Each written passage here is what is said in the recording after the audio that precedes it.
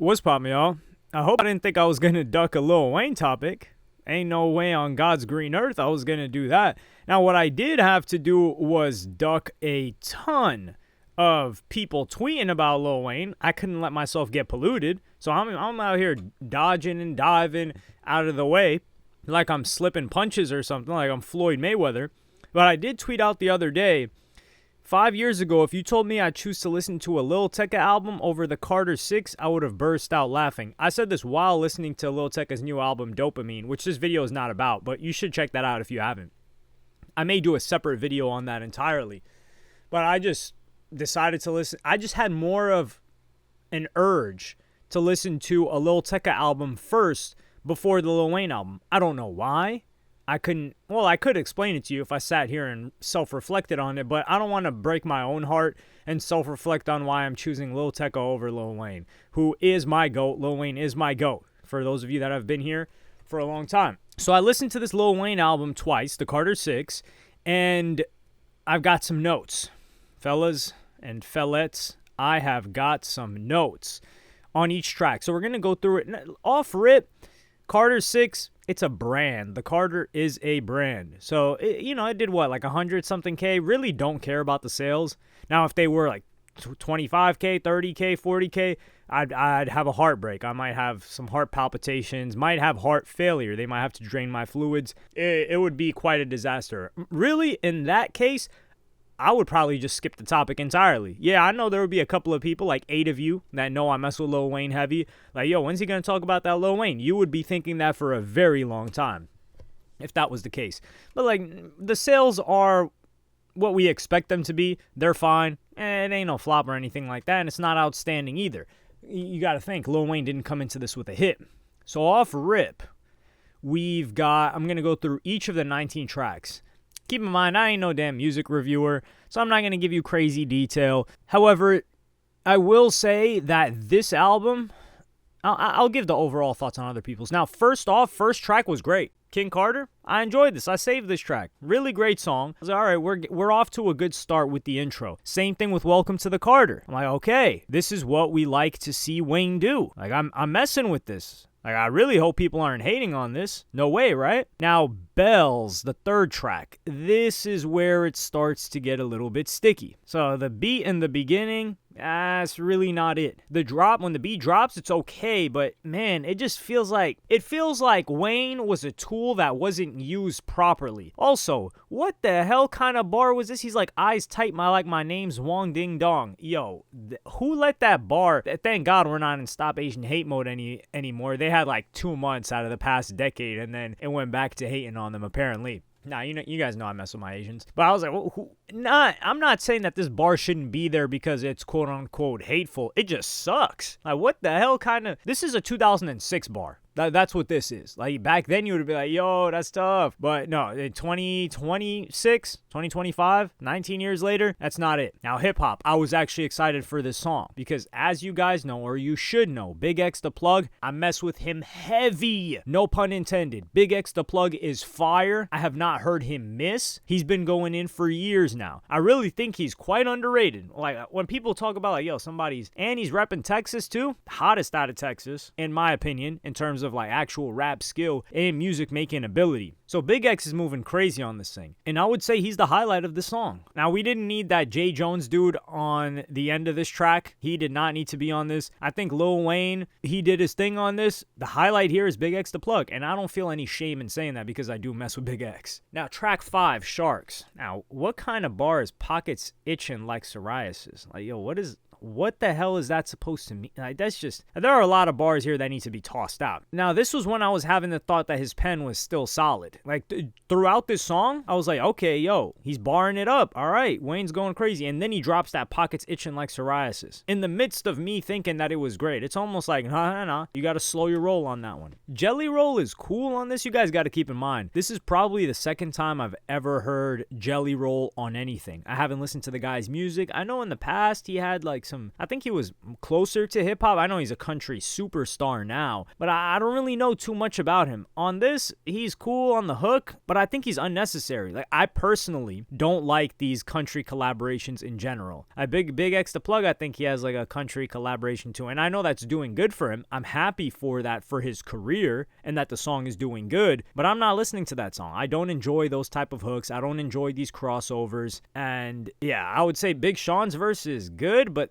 his Big Sean's flow over this type of beat is not it. He's really not meant to be on a track like this with Jelly Roll. Now, 6, Banned from NO, New Orleans. Now, I think this is a good demonstration that Wayne can still ride on many different types of beats. Like, he's flowing on this thing, and I can't argue against that. Now, this started off as a solid song, but it just went way too long, which is a theme that we're going to see throughout this album. Plus, wasn't Regine, like, he's talking about his daughter, like, not dating bums or something like that? Wasn't she dating YFN Lucci? Now, I'm not saying YFN Lucci's a bum, never that. But are they still together? Like, that dude was facing a RICO, and he got out without telling. So, really, he did stand tall. So, he might have to go rearrange that marriage. Yeah, like I said, this shouldn't have been longer than 90 seconds on a beat like this. Now, track 7, The Days. I actually enjoy this type of collaboration.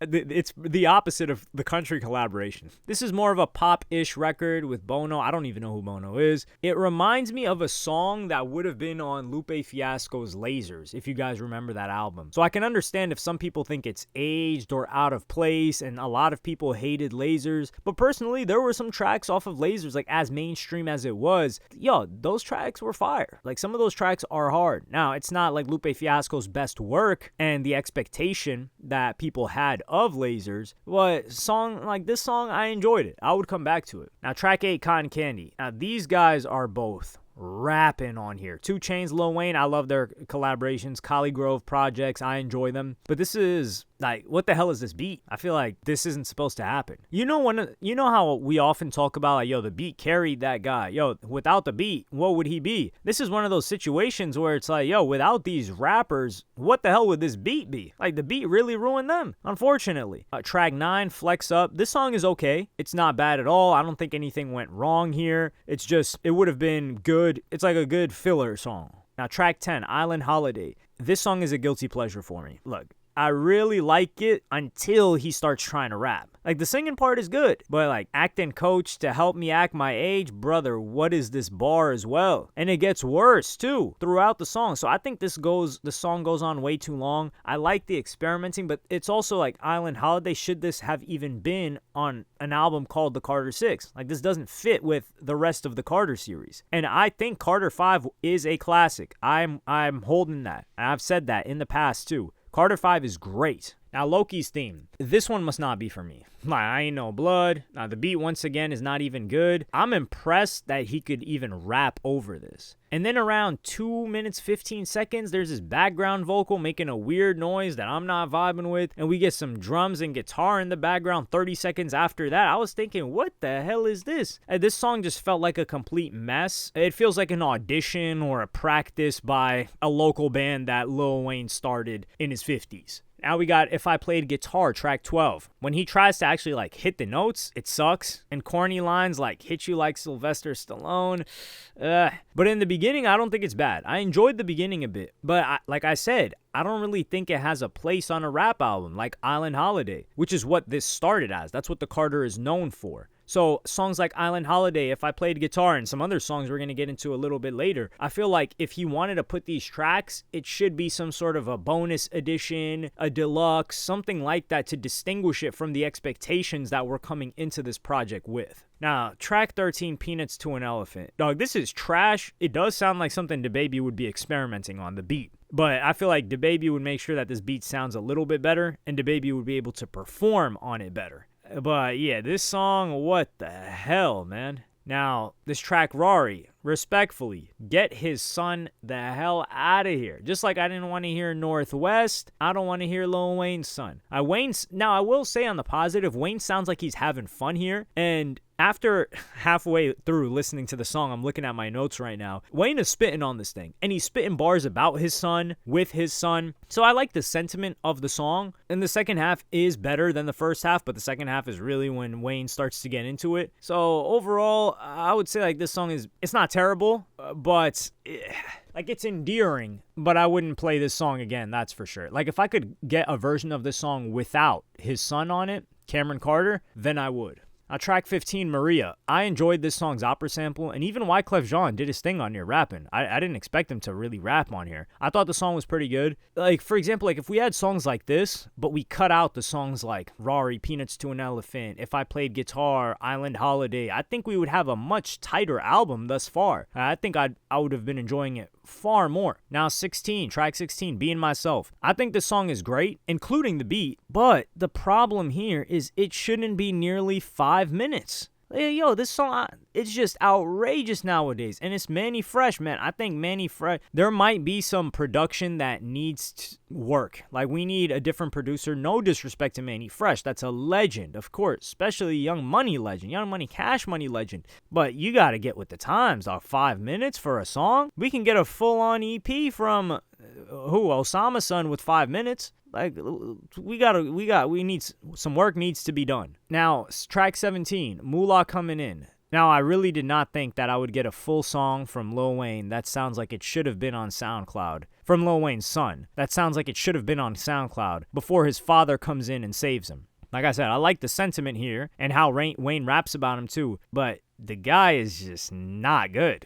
And I like that he's making music. Lil Novi, who's apparently Lil Wayne's son, but that's not going to make me like the music anymore. Like, Wayne came in here and carried. Like, this is a nepotism song if I've ever seen it. Like, he could at least, yeah, man. Lil Novi, there's not much synergy there with Lil Wayne. Now, Alone in the Studio with My Guitar. This track, I was excited to listen to because we've got Lil Wayne, my goat, of course. MGK, y'all know or should know, I mess with MGK heavy since like 2020. Kodak Black, y'all know I mess with Kodak Black heavy. I rank Kodak Black above Youngboy, by the way, just putting that out there. So I would say I like Kodak's part on this the most. Like, Kodak really did his thing on here. Lil Wayne, great, but where I feel disrespected is this sounds like an MGK throwaway. Like, especially on a hook, it feels like MGK could have done way better than this. Like, you just listen to MGK. Now, if you don't like MGK, it is what it is. Like, me telling you to listen to something isn't really going to help. But just take a look at a couple of other MGK hits and his choruses, and you're like, wait, this doesn't hold up to those other songs. So I think MGK could have came out here better. Overall, the song I think is mid. I'm a little bit disappointed by it, but it's not a bad song. Now, Written History, I like the sample on here from Muhammad Ali, and I was willing to sit through nearly 5 minutes of this song. I'm giving more leeway to an intro or an outro. I think this song was handled well. I like that Lil Wayne is talking about how he's not even thinking about retiring. That just goes to show that he's not paying too much attention to the comments and the feedback from people, which is a double-edged sword. It's good in one way because they're not bullying him out of the craft that he is S tier in, but it also holds him back because I think if he works with some new people, some better executive production, they would be able to tighten this album up and create something way better. The problem is, it's like Lil Wayne you've got a weapon here. You've got a weapon that is so potent and so powerful, but it's just being used by the wrong person or the wrong people. Like, you put this in the hands of somebody that really knows how to work with Wayne's skill, because you hear Wayne rapping well on multiple different types of beats. He's barring it up. He's even introducing some singing here. Like, he's dropping certain melodies, and you're like, this guy can rap on damn near anything. We just need to get him with somebody that can tighten the vision of what a Lil Wayne album should and could sound like in the modern day.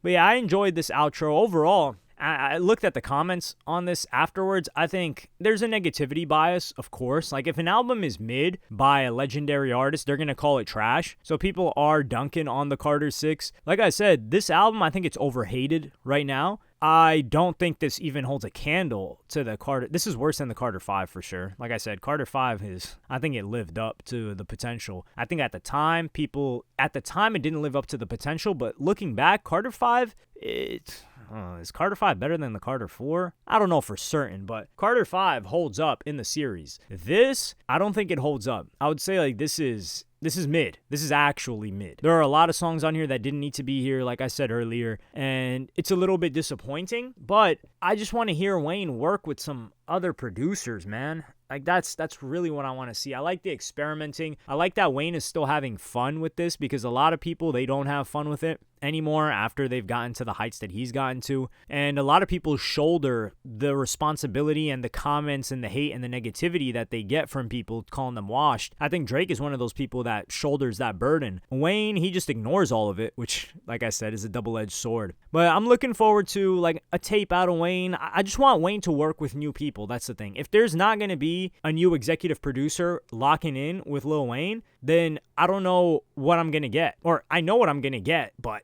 I know that I'm not going to get the best that Wayne can be in the modern day. And that causes me frustration. But let me know what y'all think about this in the comments. Like, subscribe, and hit the notification bell if you enjoyed. Let me know what you thought as well. And I'm going to see y'all in the next one.